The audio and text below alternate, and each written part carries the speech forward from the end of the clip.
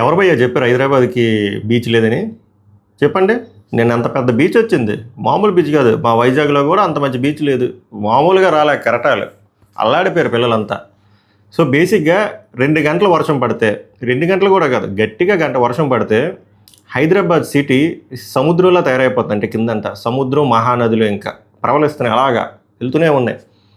దీనికి గల కారణాలు నేను బ్లైండ్గా సిస్టమ్ మీద తోసాను, గవర్నమెంట్ మీద తోసాను. దీనికి గవర్నమెంట్ నుంచి ఇష్యూస్ ఉన్నాయి, ప్రాబ్లం ఉంది. అలాగే పబ్లిక్ నుంచి కూడా ప్రాబ్లం ఉంది. నా according to me, okay, as per my knowledge, ఇది జస్ట్ నా వ్యూ పాయింట్ మాత్రమే. 70% గవర్నమెంట్ ఉంటే it could be any government. మళ్ళీ నేను చెప్తున్నాను, నేనేదో కాంగ్రెస్ బీజేపీ అవే లేదు, గవర్నమెంట్ మొత్తం, ఓకేనా? జనరలైజ్గానే చెప్తున్నాను, ఏదో సడన్గా వచ్చేసింది కాదు ఇదంతా.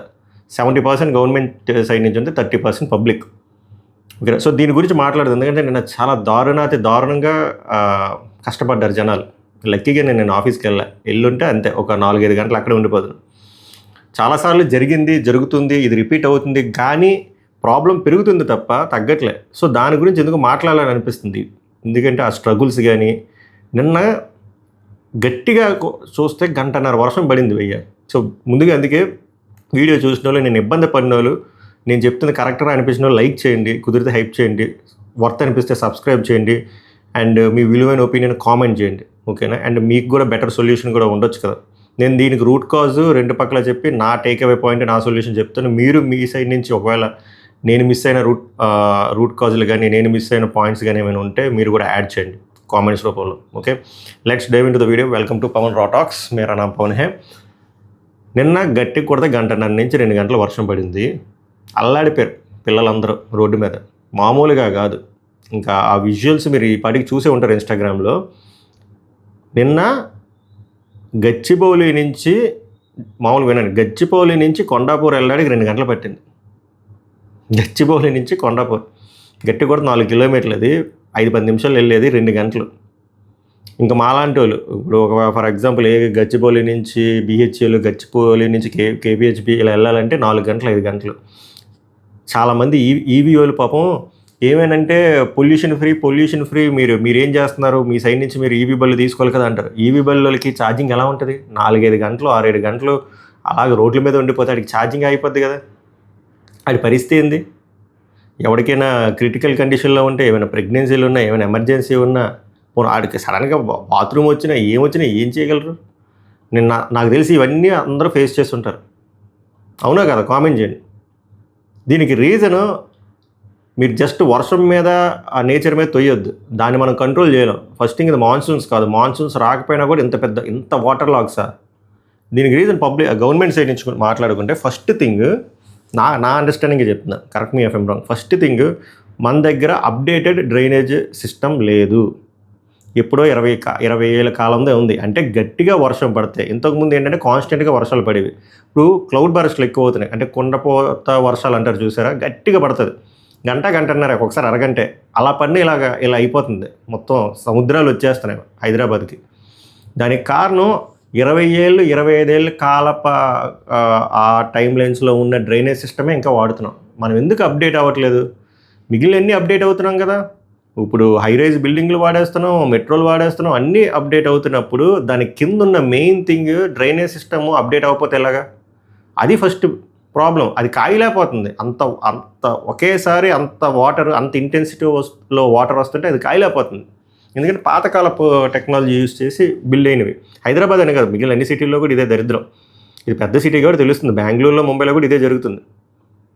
ఫస్ట్ పాయింట్ ఇది, అప్డేటెడ్ డ్రైనేజ్ లేదు మన దగ్గర. రెండోది వచ్చేసరికి మెయింటెనెన్స్ కూడా, ఈ డ్రైనేజ్ మెయింటెనెన్స్ కూడా టూ వరస్ట్గా ఉంటుంది. Sorry to say this. కొన్ని ఏరియాల్లో ఏదో నేమ్సేక్ ఒక రోజు చేస్తారు క్లీనింగ్, మిగిలిన దగ్గర సరిగ్గా చేయరు. మీరు ప్రాపర్గా డ్రైనేజ్ మెయింటెనెన్స్ లేకపోతే, ఆ మ్యాన్ హోల్స్ ప్రాపర్గా క్లీన్ చేయకపోతే, ఇలాంటి వర్షాలు పడినప్పుడు ఏముంది, కొంచెం వెళ్ళగానే ఫిల్ అయిపోతుంది, బయటకు వచ్చేస్తుంది, ఓవర్ఫ్లో అయిపోతుంది, ఇలా వాటర్ లాక్స్ అయిపోతాయి. ఆ డ్రైనేజ్, ఇంకా చెప్పాలంటే ఆ మ్యాన్ హోల్స్ ఏవైతే హోల్స్, ఆ కన్నాలు ఏదైతే ఉన్నాయో క్లియర్గా ఉండాలి. అవి నిండిపోయి ఉండకూడదు అంటే మెయింటెనెన్స్లో భాగంగా అదంతా తీయాలి. తీస్తున్నారా అంటే అంత ఎఫెక్టివ్గా తీయట్లేదు. అండ్ వాళ్ళు కూడా జాగ్రత్తగా ప్రోయాక్టివ్గా ఉండాలి. ఇప్పుడు టెక్నాలజీ ఎంత దారుణంగా ఉంది. వర్షం పడుతుందో లేదా నిన్నే క్లియర్గా చెప్పేస్తున్నారు. వెదర్ అప్డేట్స్లోని. సో మిగిలిన వాళ్ళు ఫాలో అయినా అవ్వకపోయినా మిగిలిన వాళ్ళు నమ్మినా నమ్మకపోయినా జిహెచ్ఎంసీలో ఎవరైనా సరే ఆ వెదర్ ఫోర్కాస్ట్ బట్టి ఇంకా ప్రోయాక్టివ్గా వర్షం పడేటట్టు ఉంది, ఒకసారి మ్యాన్ హోల్స్ పరిస్థితి ఎలా ఉంది అని చెప్పి అందులో ఒకవేళ చెత్త ఇంకిపోతే స్టక్ అయిపోతే అవి క్లియర్ చేయాలి. అవి చేయకపోవడం వల్ల సడన్గా ఒక గంట వర్షం పడినా కొంత వాటర్ వెళ్ళిన తర్వాత అది వెళ్తుంది, ఫిల్ అవుతుంది, బాటిల్ నెక్ అవుతుంది, మొత్తం బయటకు వచ్చేస్తుంది. బయటకు వచ్చి ఇలాగే నదులు సముద్రాలు. నిన్న కొండాపూర్లో కొత్తగూడలో ఎన్ని కార్లు నిండిపోయావు, మునిగిపోయావు. ఏమొస్తే దానికి ఏమి రావు. ఇది మూడోది వచ్చేసరికి అంటే ఎలా అంటే ఇప్పుడు మనం ఎలాగో కొత్త నదులకి ఏదైనా న్యాచురల్గా జరగాలి. ఈ లేక్స్ ఏదైతే ఉన్నాయో గత 10-15 ఏళ్ళుగా కొన్ని వందల లేకులు మనం కబ్జా చేసి కట్టేసాం. సో లేక్స్ లేకపోవడం వల్ల, న్యాచురల్గా బిల్ట్ అయిన లేక్స్ లేకపోవడం వల్ల ఎప్పుడైనా వర్షం పడినప్పుడు కింద ఏరియాకే కదా వెళ్తుంది అది. అలా వెళ్ళినప్పుడు ఎక్కువ ఆ వాటర్ని అబ్జర్వ్ చేసేది ఈ చిన్న చిన్న లేకులు. ఇప్పుడు లేకులు లేవు, లేకుల బదులు హై రైజ్ బిల్డింగ్లు ఉన్నాయి. ఇప్పుడు అది ఎలా అబ్జర్వ్ చేస్తుంది? సో అది ప్రాబ్లం. ఇంతకుముందు లేక్స్ ఉండేవి కాబట్టి ఎంత పెద్ద వర్షం ఒకవేళ పడినది కాస్తుంది, అది అబ్జర్వ్ చేస్తుంది. అదే కదా న్యాచురల్గా బిల్డ్ అయ్యేవి. అదే ఇలాంటి ఏమైనా వస్తే అది అబ్జర్వ్ చేస్తుంది. అబ్జర్వ్ చేయడానికి అంత కాంక్రీటే కదా, ఎలా అబ్జర్వ్ చేస్తుంది? ఇప్పుడు లేక్స్ ఉన్నాయి, ఆ లేక్స్ దగ్గరికి వెళ్దాము అనుకుంటే అక్కడ లేక్స్ ప్లేస్లో హై రైజ్ బిల్డింగ్లు ఉంటాయి, ఆ లోపలికి వెళ్ళిపోతాయి పార్కింగ్ ఏరియాలో. అదంతా ఏమంటారు కాంక్రీట్. అది ఎలా అబ్జర్వ్ చేస్తుంది వాటర్ని? మళ్ళీ వెనక్కి తంతుంది. ఇలా ఇలా ఇలా సరస్సులు వాటర్ లాగులు తయారైపోతాయి. నాలుగోది worst road system and worst flyover system. మీరు అబ్జర్వ్ చేస్తే ఈ బాటిల్ నెక్లు కానీ వాటర్ లాగ్స్ కానీ ఇవన్నీ కొత్తగా బిల్డ్ అయిన ఫ్లైఓవర్స్ దగ్గర అవుతున్నాయి. ఆ కొండాపూర్ దగ్గర కానీ గచ్చిబౌలి దగ్గర కానీ. ఎందుకంటే అక్కడ ప్రాపర్గా అది డిజైన్ చేయలేం. ప్రాపర్గా మీరు గట్టిగా వర్షాలు వస్తే ఇది ఎలా పనిచేస్తుందని మీరు అస్సలు పెట్టుకోవాలి మీ డిజైనింగ్ పార్ట్లో. ఏమవుతుందంటే ఆ ఫ్లైఓవర్ ఉంటుంది, ఆ ఫ్లైఓవర్ కింద రోడ్డు వరస్ట్గా ఉంటుంది, ఆ రోడ్డుకి పక్కన ఉన్న డ్రైనేజ్ వరస్ట్గా ఉంటుంది. అది ఆ కింద వాటరే కాయలేదు అన్నప్పుడు ఆ పైన ఫ్లైఓవర్కి సరిగ్గా ఉండదు. ఆ బొక్కలో నుంచి వాటర్ డైరెక్ట్గా వాటర్ ఫాల్స్లో కింద పడతాయి. ఇక్కడ ఆల్రెడీ ఇంకిపోయి ఉన్న తర్వాత ఆ ఫ్లైఓవర్ మీద ఉన్న వాటర్ మళ్ళీ కింద పడతాయి. దాన్ని మీరు ప్రాపర్ పైప్ లైన్తో దాన్ని ఎక్కడికి నావిగేట్ చేయాలో, ఎక్కడికి ఛానలైజ్ చేయాలో చేసుంటే అలా అవ్వదు. ఇప్పుడు ఏమవుతుంది, రోడ్డు ఆల్రెడీ ఇంకిపోయి ఉంటుంది, పైన ఫ్లైఓవర్ నుంచి ప్రతి ఫ్లైఓవర్కి ప్రతి 50 మీటర్స్కి వాటర్ పడుతూనే ఉంటుంది. మీరు అబ్జర్వ్ చేయండి, మన మీద పడుతూనే ఉంటుంది. ఎవడైనా బుర్ర బుద్ధి ఉన్నాడు ఎవడైనా ఈ కాలంలో బిల్డ్ చేసిన ఫ్లైఓవర్స్ అలా ఇలాంటి టెక్నాలజీతో బిల్డ్ చేస్తారా? అంటే ఫ్లైఓవర్ మీద వాటర్ పడితే కింద ఉండే ప్రజల మీద పడుతుంది. Basic common sense. దీనివల్ల అందుకే చూడండి, నేను గట్టిగా ఇంపాక్ట్ అయిన వాళ్ళు ఫ్లైఓవర్లో ఉన్న ప్లేసెస్ కామెంట్ చేయండి. హైదరాబాద్లో ఎంతమంది ఫ్లైఓవర్ దగ్గర ఉన్న వాళ్ళు ఇంపాక్ట్ అయ్యారు. లాస్ట్ ఇది ఏంద్రా అంటే మాన్సూన్స్ వస్తే ఈ వాటర్ని ఎలా హ్యాండిల్ చేయాలనే టెక్నాలజీ మనం బిల్డ్ చేయలేదు, వేరే కంట్రీస్లో బిల్డ్ చేశారు.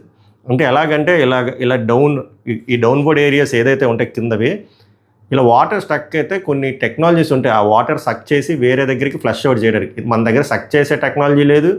అది ఫ్లష్ చేయాలంటే మళ్ళీ సాయిల్ మీద ఫ్లష్ చేయాలి. మన గ్రౌండ్ ఎక్కడ ఉంది, అంత కాంక్రీటే కదా.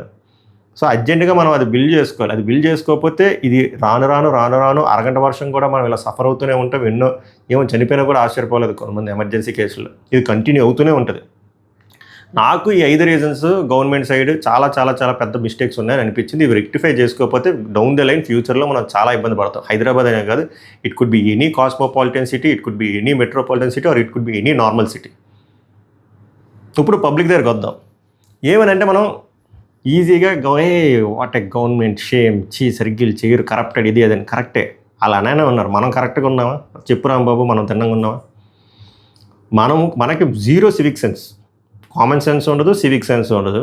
ఇష్టం వచ్చినట్టు ప్లాస్టిక్ బాటిల్, ప్లాస్టిక్ కవర్లు, చెత్త చెదారం రోడ్డు మీద పడిసి దొప్పుతాం.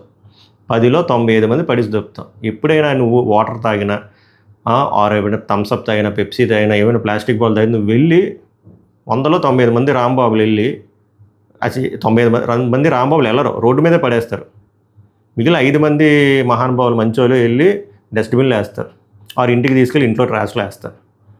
సో మీరు గవర్నమెంట్ బ్లేమ్ చేసే ముందు మీరు ఎంత అకౌంటబుల్గా ఉన్నారో, ఎంత రెస్పాన్సిబుల్గా ఉన్నారో మీకు మీరు ప్రశ్నించుకోండి. మీరు రోడ్ల మీద ఇష్టం వచ్చినట్టు వాటర్ బాటిల్, ప్లాస్టిక్లు ఇవన్నీ వేయడం వల్ల ఏమవుతుంది అంటే ఈ గాలి వర్షం వచ్చినప్పుడు అవి వెళ్ళి మ్యాన్ హోల్లో పడుతుంది, అవి స్టక్ అయిపోతుంది. ఇంకా డ్రైనేజ్లో వాటర్ వెళ్ళాలంటే కొంత వాటర్ వెళ్ళి పైకి వచ్చేస్తుంది. ఎందుకంటే ఇది ఇంకిపోయాయి కదా ప్లాస్టిక్ బాటిల్ వీటి వల్ల. అంతే, మనకు ప్రాపర్ సివిక్ సెన్స్ ఉండదు. సివిక్ సెన్స్ లేకుండా మనం మళ్ళీ గవర్నమెంట్ తిడతాం. ఉన్నాయి గవర్నమెంట్ సెట్ ఫ్లాస్, అందుకే ఫస్ట్ వచ్చి చెప్పాను. మరి మనం కూడా తిన్నంగా ఉండాలి కదా. మనం కరెక్ట్గా ఉండి పాయింట్అవుట్ చేస్తే అర్థం ఉంటుంది. మనం ఉన్నామా అంటే ఉన్నాం, ఇష్టం వచ్చినట్టు కైనీళ్ళు తింటాం, ఊసేస్తాం, ఇష్టం వచ్చినట్టు ఎక్కడ పడితే అక్కడ యూరినేట్ చేసేస్తాం, ప్లాస్టిక్ బాటిల్ ఇసిరేస్తాం, టిఫిన్లు తింటే అక్కడే పడేస్తాం, అన్నీ మనం చేస్తాం, మళ్ళీ గవర్నమెంట్ని మొత్తం బ్లేమ్ చేస్తాం. మన సైడ్ నుంచి మనం కరెక్ట్గా ఉండాలి కదా. వేరే కంట్రీస్లో చాలా చాలా చాలా అకౌంటబుల్గా ఉంటారు, జపాన్లో కానీ, చైనాలో కానీ, కొరియాలో కానీ, సౌత్ కొరియాలో కానీ. మనం ఎందుకు ఎలా ఉన్నాం? మనం ఈజీగా తోసేస్తాం గవర్నమెంట్ మీద. ఇది తగ్గించుకోవాలి. ముందు మీ అకౌంటబిలిటీ మీరు చూపించుకోండి ఫస్ట్. ఒకళ్ళు ప్రశ్నించే ముందు, ఒకళ్ళు క్వశ్చన్ చేసే ముందు, ఒకళ్ళు బ్లేమ్ చేసే ముందు మనం ఎంత కరెక్ట్గా ఉన్నాం అనేది మీరు థింక్ చేసుకోండి. హిపోక్రేట్స్లో బిహేవ్ చేయదు.